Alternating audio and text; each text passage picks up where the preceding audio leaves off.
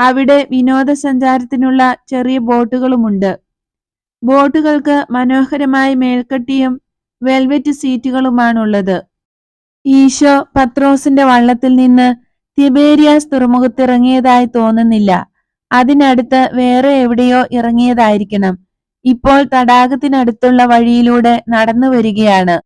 ഗുരു, അങ്ങ് എപ്പോഴെങ്കിലും തിബേരിയാസിൽ വന്നിട്ടുണ്ടോ? പത്രോസ് ചോദിക്കുന്നു. ഇല്ല, ഒരിക്കലും വന്നിട്ടില്ല.